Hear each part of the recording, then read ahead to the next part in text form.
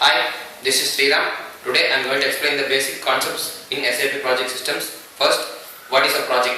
A project is a part of an internal process in an organization which has a specified timeline. A project might have a specified start and end date. Once the project gets completed or the desired output is achieved, the project is closed. Project management, it is the art of planning, organizing, staffing and funding project in an efficient and beautiful manner so that the desired output is obtained. A project manager is a person who makes sure that the project takes place in a defined stage and the project is completed in the specified time and within the budget calculated. SAP project systems, with the help of its tight integration with the functional modules like sales and distribution, plant maintenance, HR, etc., makes the process of creating a project, maintaining and defining a project in an easy manner. Now, let's see about the project development life cycle. Project development life cycle is a process. Every project before being implemented process through 5 stages. This is the cycle where a project gets developed. The 5 steps are project preparation, realization, blueprinting, realization, testing and live implementation. Preparation is the first step in the project. This is where the customer sends his requirements to the company. His requirement might be in the form of scenarios, models, business workflows, etc. And his requirements might be calculated for the funding and the staffing for the project. Next step is blueprinting. We could be seeing in the next step. Realization. This is the step where the actual development of the project involves. This is in SAP. This is the place where SAP consultant develops the applications based on the customer requirements. Once the project is developed, it is transferred to the testing. Testing is where the project is tested against all scenarios and the test cases. Once the testing is completed without any errors, the documentation is completed. After the documentation is completed, the project gets implemented in live implementation. That is on the customer side. Once the project is implemented live, SAP consultants would be present for help and support on the customer side of the project. Blueprinting. Blueprinting is a major important step in planning a project development. This involves in calculating the cost of ownership of the project. That is calculating the necessary funds and make sure that the project gets completed within as cheap as possible as by utilizing the maximum resources. This also involves in preparing the BPRD documentation, which is business process resource documentation, and the end-to-end processes are identified, and when these are identified, the blueprint is sent for approval. The approval is performed by SMEs, project managers and team leaders. Once they are approved, the project gets kicked off and sent into realization phase. And types of project. Every project can be of 5 types: implementation project, template project, upgrade project, maintenance project and optimization project. Implementation project is a common project where any SAP or any software gets installed on the project. And template project, these are predefined projects that are created by SAP developers and they are saved for later use. They have standard network structure and WBA structures. And upgrade projects, consider a customer having a SAP 4.7 version installed on his site. Suppose he needs to upgrade it for version 7. Then he contacts the company for upgradation help, and the company helps him to upgrade the project. So this is upgradation project. And maintenance project. Maintenance project, all errors and other debugs scenarios are corrected and help the customer optimize the project in an efficient way. Then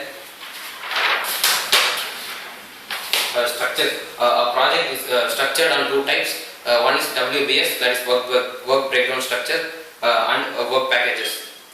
And when a project manager distinguishes a project based on 2 types: externally financed projects and internally financed projects. Externally financed projects are outsourced project, that is customer project who fund the project entirely. And the internally financed project are projects taken up within the company or the organization. They are classified into 2 types: overhead project and capital investments. And an organization structure. This is the steps in which a project is processed in SAP. After the project definition, the WBS elements are created, and then the network structures are created. and the activities are defined. We could be further seeing the steps in detail. Work breakdown structure. Work breakdown structure. These are essential structures in project development, in any type of project development. Here, the projects are defined, organized, and scoping is performed based on the customer requirement. That is, the project is broken down into various substructures, and the model of work to be performed is defined, and the amount of time required and the funds required, necessary funds required, are calculated in this step itself. Now, let us see an example for a work breakdown structure.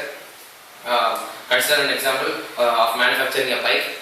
Here, a bike might have several components. Every manufacturing of every component would be classified as a separate project. For example, a manufacturing engine would be a separate project, a separate work process. Manufacturing the wheel would be a separate work process. Manufacturing brake would be a separate work process. And every work breakdown structures might have several substructures within them.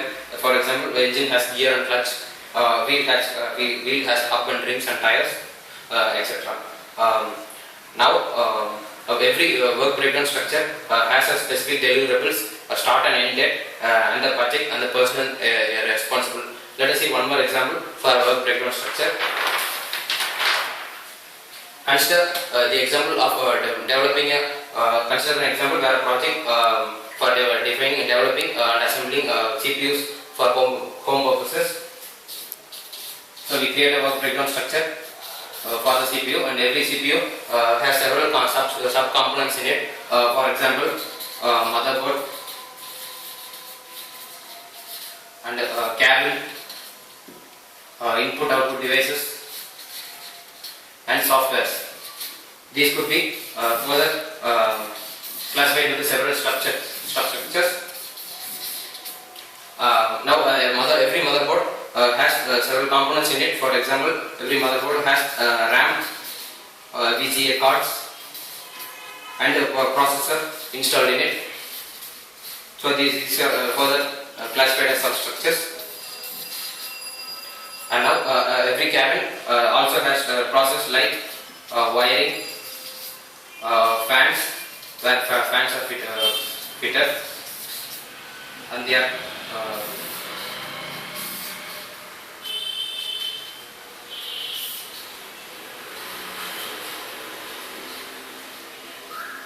and the input-output devices. There are several input-output devices like CD-ROM,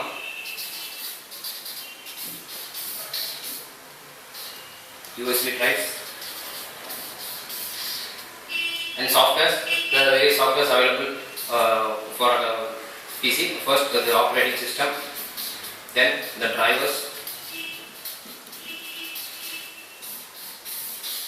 Now, these might have several sub-components in it. For example, a processor has two components: the main processor block and the heat sink. So this could be further divided into two substructures. And the same way, this tree goes on and on. And numbering WBA structures. For example, the WBA structure name starts with the name of the project. We consider a number 20. The name number for the project is 20. Now, every substructure WBA structure within it gets the next digit. For example, this component could have the name 20.1, and this could be 20.2, 20.3, and 20.4. Now, this sub-components gets a next digit in its name. For example, 20.1.1, and this 20.1.2, and same way for the next structure 20.2.1, 20.2.2. In the same way, the naming of this WBA structures goes on. Now, let's come to network. A network is a sequence in which the processes are defined, and the dependencies between various events are defined in it. And this represents the flow of tasks in a project.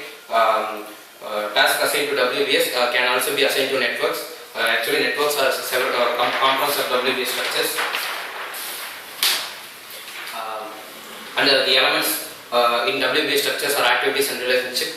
For an example for a WBS structure is consider the billing processing in a plant maintenance module where the goods are purchased from the seller, and then once once the goods are purchased, there are two processes involved: preparing the invoice and the verification, and the entry of services and account updates. These two processes gets completed in a parallel way. Hence, they are separated into two components. And now, after completing, they come under financial accounting, where the accounts processes are completed. So this gets integrated into another structure. So this is a network where every processes are mapped with each other.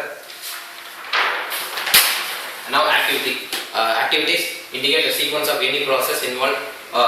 Activity, they have details like the duration of the task to complete.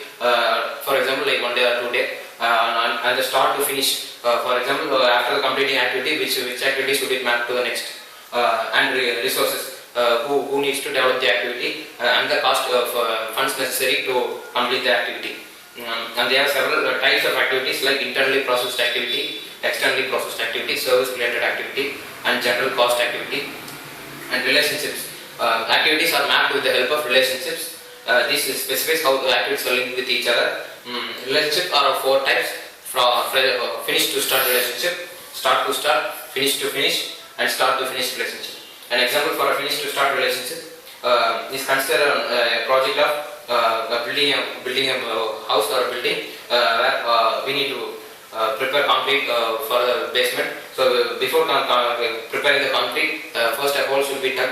So the first task involves digging a hole. Only once digging a hole gets completed, the tree has to the concrete has to be made. Hence first task, second task waits for the first task to complete and then process it. So this is an example for finish to start.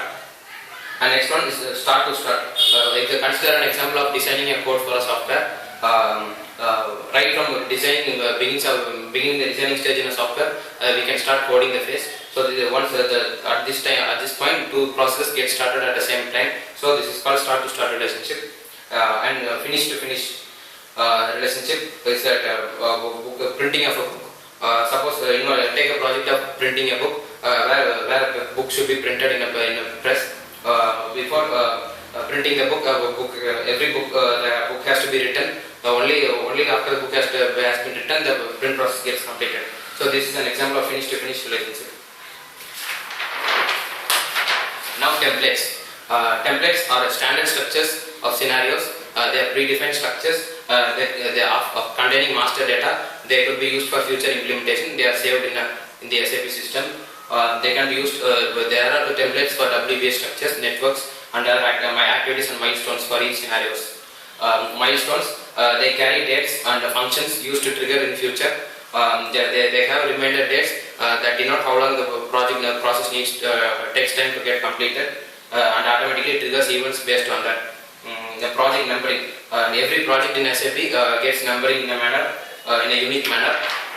Now, consider an example of numbering a project. So this is how a project numbering looks. The first digit in the numbering a project involves an alphabet. This denotes the capital projects, and the next 2 digits in the numbering system denote the approval year of the project. In this example, 07, which denotes 2007 the year, and the next 2 digits define the running number of the project. In a company, every project has a running number. For this example, has 91 as a project running number, and the company code. Next 3 digits of the project gets the company code, and the next 8 digits of the project numbering is the naming of the WBS structure. We saw this naming earlier in the steps. And these WBS structures, as usual, the project numbering, subtasks and task involved are numbered based on substructure. Now these are the projects involved in SAP project systems. Thank you.